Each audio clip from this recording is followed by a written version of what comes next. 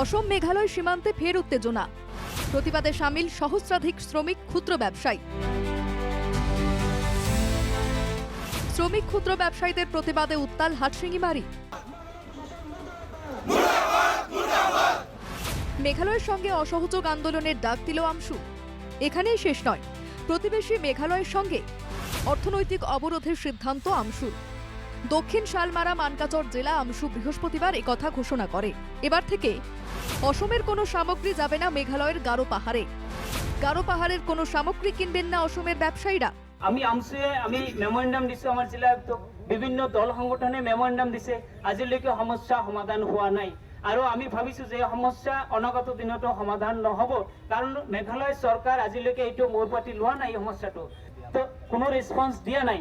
তো ৰেছপন্স নিদিয়াৰ কাৰণে আমি আজি সকলো মানুহক বিক্ষোভ কৰি ইয়াতে আহিছো, কাৰণ আমাৰ বহুত সমস্যা আছে স্যার। আজি 30-40 হাজার মানুহ ইয়াতে বহি পৰিছে, ব্যৱসায় নাই।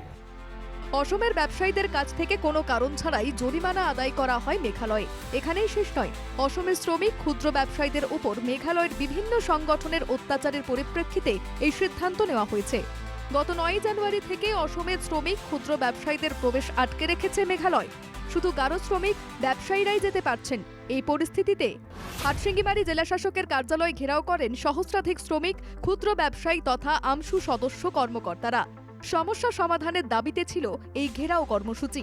ক্ষুদ্র ব্যবসায়ী ও শ্রমিক সংস্থা এবং জেলা আমশুর যৌথ ডাকে আয়োজিত এই প্রতিবাদী কর্মসূচি নিয়ে কথা বলতে গিয়ে প্রতিবাদী নেতৃত্ব দেওয়া এক আমশু নেতা জানান, যোৱা 3-4 মাহ ধৰি মেঘালয়ত আমাৰ মানুহখিনি সৰু সুৰা বিজনেছ কৰি থাকে বা ঠিকা ঠাকুলি লেবাৰ শ্ৰেণী কাম কৰি থাকে।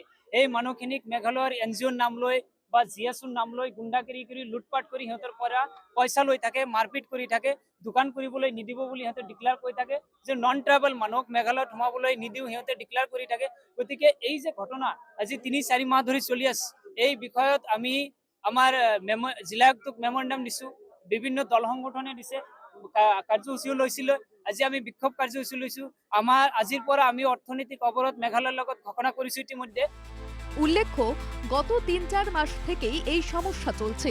হাটশিঙ্গিমারি জেলা শাসককে এই মর্মে এক স্মারকপত্রও পাঠানো হয়েছিল। সদ্য সমাপ্ত বিধানসভা নির্বাচনের আগেও সমস্যা নিয়ে সরব হয়ে উঠেছিলেন অসমের শ্রমিক ক্ষুদ্র ব্যবসায়ীরা। কিন্তু অসমের শ্রমিক ক্ষুদ্র ব্যবসায়ীদের এই সমস্যা নিয়ে গুরুত্ব সহকারে ভাবেনি মেঘালয় প্রশাসন। আর তাই চূড়ান্ত এই সিদ্ধান্ত, অসহযোগ আন্দোলনের এই সিদ্ধান্তের পরে এবার মেঘালয় সরকারের টনক নড়ে কিনা এটাই হবে লক্ষণীয়।